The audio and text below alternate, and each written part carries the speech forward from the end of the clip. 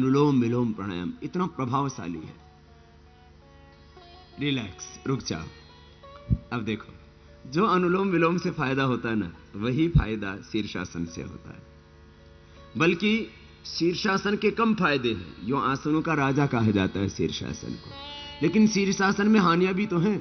अब हार्ट का रोगी, ब्लड प्रेशर का रोगी शीर्षासन नहीं कर सकता, अनुलोम विलोम करेगा तो उसका बीपी क्योर हो जाएगा, उसके हार्ट के ब्लॉकेज ठीक हो जाएंगे। लेकिन अब हृदय के रोगी को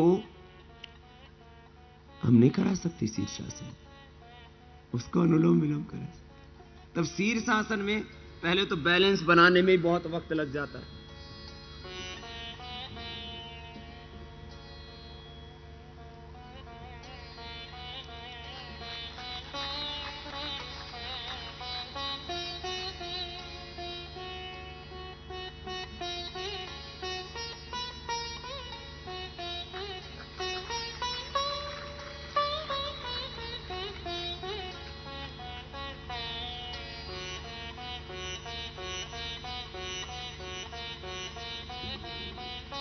अब ये शीर्षासन कोई बचपन से करता हो तो कर सकता है, लेकिन शीर्षासन में हानि भी तो हो सकती है।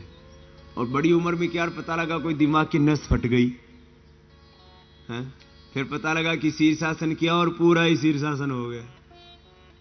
तो कठिन आसन इसलिए हम नहीं कराते। तो वो जो शीर्षासन से फायदा होता है वही फायदा अनुलोम विलोम से हो जाता है। चलो फिर से करो एक बार अनुलोम विलोम। तो हमें तो फायदे से मतलब है, फायदा। यदि बिना उल्टे लटके हो जाता है तो उल्टा क्यों लटकना मेरे भाई, सीधी सीधे ही कर लो ना अनुलोम विलोम, कर लो अनुलोम विलोम, पूरा लेना पूरा छोड़ना। अब वही फायदा जो अनुलोम विलोम से होता है उसका कुछ अंश का आंशिक लाभ जो है वो वृक्षासन से भी होता है। अब मैं आपको वृक्षासन बता रहा हूं, अनुलोम विलोम करते रहो। वृक्षासन सब नहीं कर सकते, उसको करने में 2-3 महीने लग जाएंगे, और करने के बावजूद भी उसमें हानि होने की संभावना है। अनुलोम विलोम में हानि होने की कोई संभावना नहीं, बस आराम आराम से करो, कोई हानि नहीं होगी। इसको सब कर सकते हैं। कोई ऑपरेशन भी कराया हो हार्ट का, आंख का, तो भी 3-4 दिन के बाद कर सकते हैं। कोई ऑपरेशन के बाद कपालभाति करना होता है तो उसमें बल्कि 4-6 महीने लग जाते हैं। अनुलोम विलोम तो 4-6 दिन बाद ही कर सकते हैं, कैसा भी ऑपरेशन हो। तो अनुलोम विलोम में कोई हानि नहीं। इसको प्रेग्नेंट लेडीज भी कर सकती हैं, पीरियड के दौरान भी कर सकती हैं, इसको बच्चा भी कर सकता है, बूढ़ा भी कर सकता है, स्वस्थ भी कर सकता है, बीमार भी कर सकता है। अब वृक्षासन में बहुत सावधानी रखनी पड़ती है। देखो अनुलोम विलोम करते रहो, सामने देखना, ये वृक्षासन होता है।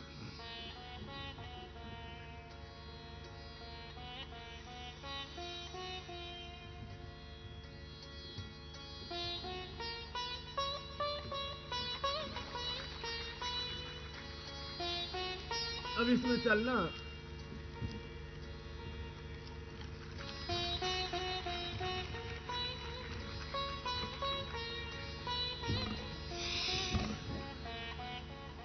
अब ये कठिन आसन है, इन कठिन आसनों में नुकसान भी तो हो सकता है, इसलिए हम कठिन आसन कहते हैं। कोई बचपन से करे तो कोई बात नहीं, बड़ी उम्र में सरल आसन करो। पहले योग का नाम लेते ही लोग शीर्षासन से ही शुरू करते थे, लोग डर जाते थे, भाई ये उल्टे लटकने वाला काम अपने को समझ में नहीं आता, इसलिए योग नहीं करते थे लोग। और देखो अनुलोम विलोम लगातार करो, इससे पार्किंसंस ठीक हो जाएगा, मैंने कहा इससे माइग्रेन पेन ठीक हो जाएगा। वृक्षासन से तो किसी के हार्ट के ब्लॉकेज नहीं निकले, वृक्षासन से तो किसी का माइग्रेन पेन क्योर नहीं होगा। तो फिर अपने को जब फायदा अनुलोम विलोम से पूरा हो सकता है तो इसी को करना। ज्यादा ऊंचा हाथ रखने से थोड़ी देर बाद क्या कंधा दुखने लग जाता है, इसलिए हाथ ऐसे ही रख के करो।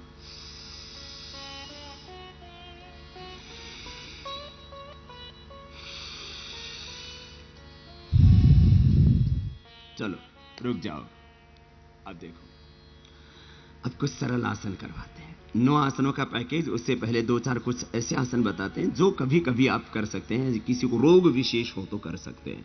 रोगोपचार की दृष्टि से कुछ ऐसे आसन हैं जो सुगम हैं और थोड़ा थोड़ा कर सकते हैं आप।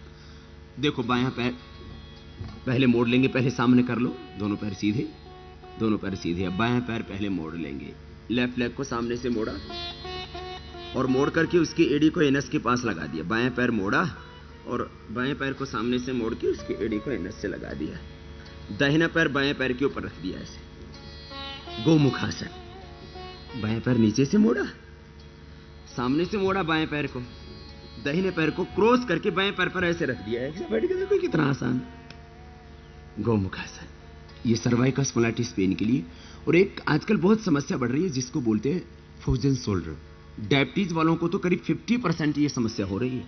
और जो जंक फूड खाते हैं, जो कोल्ड ड्रिंक पीते हैं, बर्गर खा के जो बीमार और बर्बाद हो रहे हैं, जो फास्ट फूड खा रहे हैं, उनको बहुत ज्यादा प्रॉब्लम हो रही है फ्रोजन शोल्डर की। अंदर जंग लग जाता है जोड़ों में जंक फूड खा करके। बायां पैर नीचे से मोड़ा, दाहिना ऊपर से रख लिया। अब दायां हाथ ऊपर से उठाओ, जितना हो जाए उतना कर लेना। ये जरूरी नहीं है कि आपसे पूरा हो जाए। बायां हाथ ऊपर से उठाया और दाहिना पीछे से ले लिया और ऐसे पकड़ लिया। ऐसे पकड़ लो।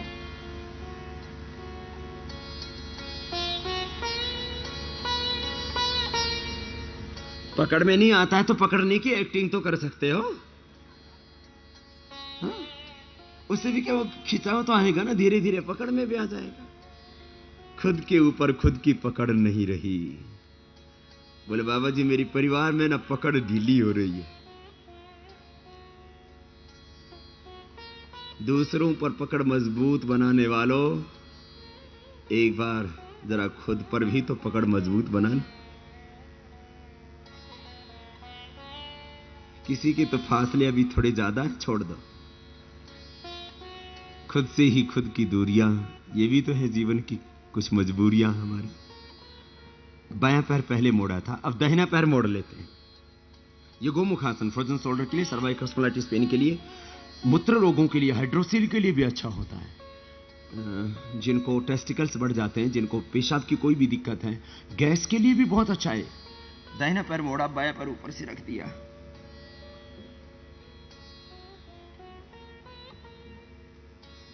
अब बायां हाथ ऊपर से उठाया, दाहिना पीछे से लिया। जो घुटना ऊपर है वही हाथ ऊपर, और कोशिश करना ऐसे थोड़ा थोड़ा पकड़ने की कोशिश करना। एक दूसरे हाथ को पीछे एक दूसरे के नजदीक करीब लाने की कोशिश करना। ये गोमुखासन। छोड़ दीजिए। बोले बाबा पकड़ा ही नहीं था, छोड़ेंगे कहां से। गोमुखासन ये फ्रोजन शोल्डर के लिए बहुत अच्छा है। अब जिनसे ये नहीं हो पाता है वो अपना यही कर ले तो कभी फ्रोजन शोल्डर होगा ही नहीं। अब छोटा सा व्यायाम मैंने कभी भी किया जा सकता है, ऑफिस में भी कर सकते हैं, इसको खाने के बाद भी कर सकते हैं। इसमें कोई खास सावधानी नहीं, ना कोई हानि। तो मेरे भाई आपके अंग प्रत्यंग स्वस्थ रहे, इसके लिए होता है योग का अभ्यास। तो ये हल्के व्यायाम है, सूक्ष्म व्यायाम इनको हम बोलते हैं। अब एक खास आसन और बताते हैं डायबिटीज के लिए। आपको डायबिटीज के लिए मंडूक आसन तो रोज कराते ही हैं। एक आसन और है, उसका नाम है अर्धमत्स्येंद्रासन। बाएं पैर मोड़ लिया, दाहिना पैर उस बाएं पैर के बाहर की ओर ऐसे क्रॉस करके रख दिया। दाहिना पैर बाएं पैर के बाहर की ओर रखा। बाएं पैर को पहले मोड़ा, ऐसे मोड़ लो, और दाहिना पैर क्रॉस करके ऐसे रख दिया।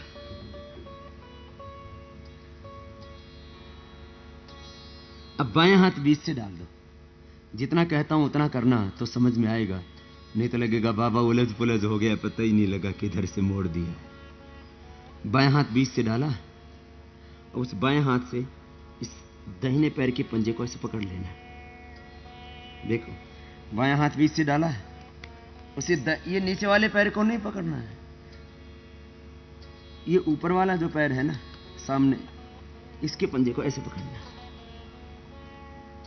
और दाहिना हाथ ऐसे घुमा देना और दाहिने कंधे से पीछे देखना। ये डायबिटीज के लिए बहुत अच्छा अभ्यास है।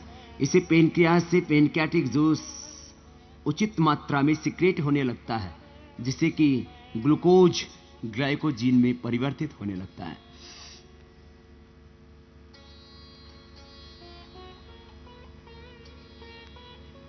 फिर ऐसे ही इसको दूसरी तरफ से करते हैं, विपरीत दिशा से। दाहिने पैर को मोड़ लिया, थोड़ा थोड़ा करने की कोशिश कर सकते हैं, कोई दिक्कत नहीं है। डायबिटीज के लिए बहुत अच्छा है। गैस, कब्ज, एसिडिटी, पेट की बीमारियों और डायबिटीज के लिए दाहिना पैर मोड़ा, बायां पैर ऊपर से इससे रख दिया, क्रॉस करके दाहिने पैर के बाहर की ओर।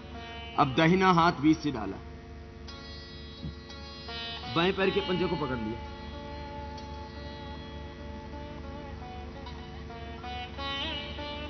और ये बायां हाथ पीछे से घुमा दिया, बाएं कंधे से पीछे देखना।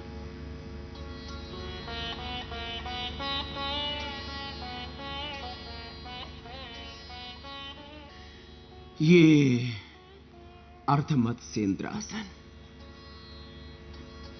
डायबिटीज के लिए खास था। अच्छा, कुछ बिल्कुल सरल आसन बताते हैं। दोनों पैरों को तलवों से मिला लीजिए, दोनों हाथ साइड में, और उठें और उठ करके दोनों पैर की एड़ियों पर बैठ जाएं। ये गो रक्षासन। गोमुखासन तो कठिन था, ये तो कर सकते हैं। इसमें तो खाली 4 इंच का फासला है, यहां से उठे और यहां बैठ गए।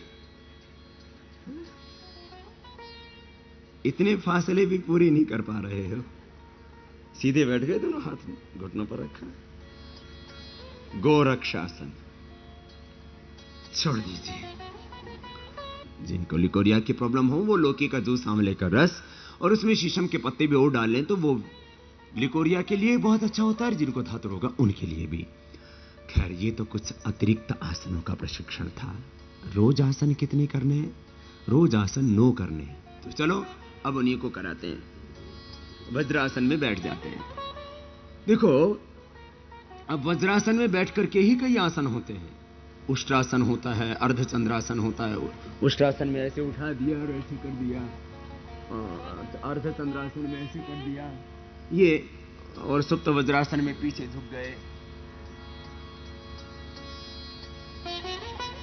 मैं कह रहा था, ये डिफरेंट पोजेज हैं, अलग अलग यौगिक आसन है, लेकिन हमें जितना करने से हमारा स्वास्थ्य पूरा अच्छा रहे और हानि कुछ ना हो, बस, तो वो क्या है?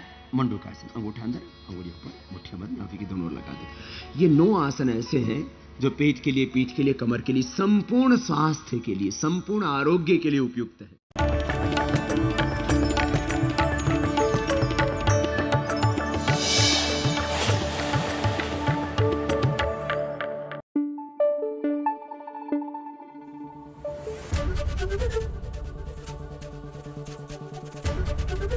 एबीपी न्यूज आपको रखे आगे।